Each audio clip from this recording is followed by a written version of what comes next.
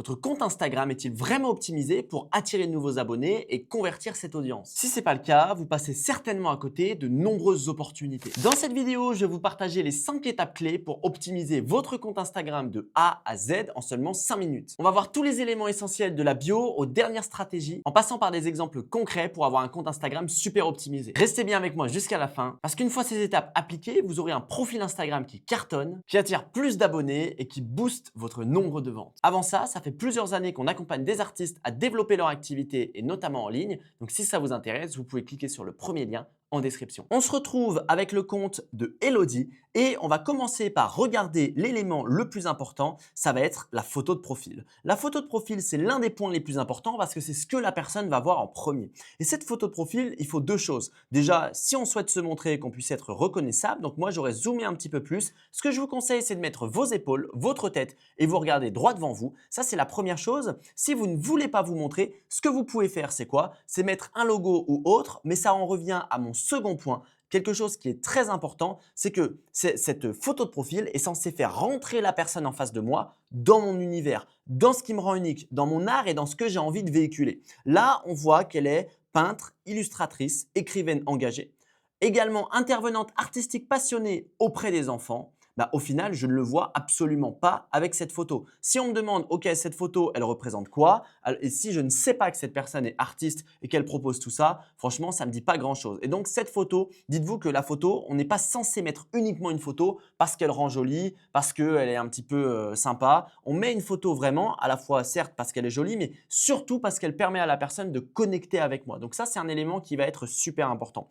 Le deuxième élément, ça va être le nom d'utilisateur que vous voyez juste ici et le nom de profil que vous voyez juste en dessous. Alors, concernant le nom d'utilisateur, restez court, simple et évitez les caractères spéciaux. Évitez d'en mettre trop. Donc là, il y a un tiret du bas. C'est ça un caractère spécial. C'est pas bien grave, mais évitez d'en mettre trop et évitez un nom d'utilisateur trop long. Donc là, le tiret du bas artiste, moi, je ne l'aurais pas mis là du tout. Je l'aurais plutôt mis ici parce que l'avantage sur le nom de profil, si vous mettez un mot-clé, c'est qu'il va pouvoir vous référencer. C'est-à-dire que quand vous allez sur Instagram, que vous tapez dans la barre de recherche, hop, ici, artiste ou autre, on peut être référencé et on peut trouver le compte de Elodie si justement elle arrive avec son contenu, avec sa biographie, avec un petit mot-clé ici à être suffisamment bien référencé. Donc, court, simple, éviter les caractères spéciaux et ici avoir quelque chose qui permet de la référencer, pourquoi pas un petit mot-clé.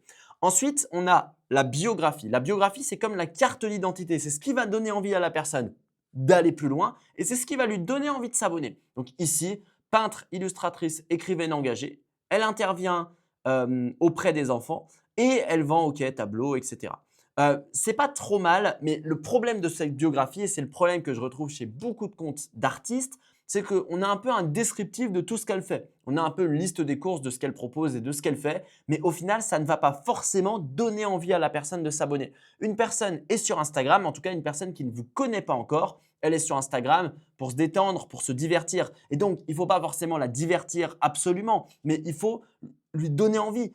Qu'est-ce qu'elle va retrouver sur votre compte Instagram? Et c'est ça qui doit transparaître ici. D'autant plus que, bon, peintre, illustratrice, écrivaine, si on l'a déjà mis ici artiste, la personne aura l'occasion de le découvrir dans toute la stratégie de contenu. Donc moi, ce que je vous conseille, c'est de structurer votre biographie en 3 étapes. La première étape, c'est de mettre un élément d'autorité. Qu'est-ce qui la rend crédible? Qu'est-ce qui la rend unique? La deuxième étape, c'est de donner envie à la personne de s'abonner. Et la troisième étape, c'est de faire ce qu'on appelle un appel à l'action.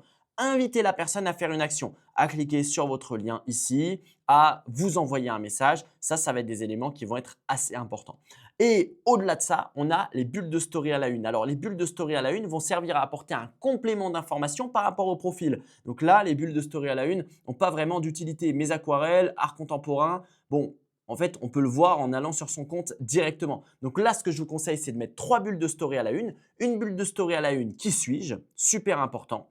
Parce qu'on a besoin de savoir qui elle est, de connecter avec elle. Une deuxième bulle de story à la une, par exemple, avec des éléments d'autorité, toutes sortes de choses, des témoignages clients, des expos qu'elle a pu faire, peut-être un article de presse qu'elle a eu, toutes sortes de choses qui peuvent la rendre crédible. Et une troisième bulle de story à la une qui donne envie à la personne de s'abonner à son compte. Donc ça, globalement, ça va permettre que toutes les personnes qui arrivent sur son compte, avec sa biographie, elle s'intéresse à ce qu'elle propose et au-delà de ça, qu'elle regarde un petit peu ses bulles de story à la une et qu'elle se dise « mais c'est génial, je m'abonne ».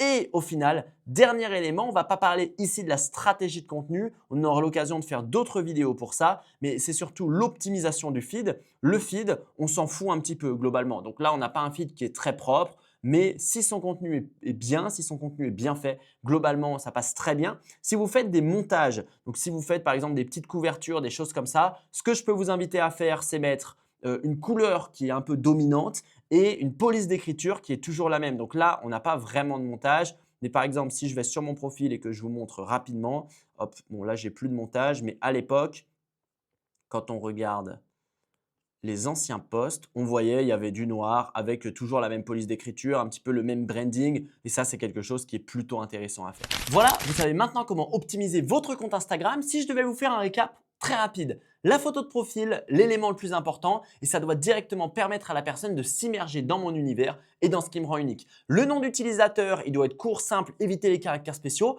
Le nom de profil, vous pouvez mettre un petit mot-clé pour vous démarquer. Ensuite, la biographie, c'est comme votre carte d'identité. Rendez-vous crédible et donnez envie à la personne de s'abonner à votre compte Instagram avec un petit appel à l'action. Les bulles de story à la une pour permettre à la personne d'en découvrir plus sur vous.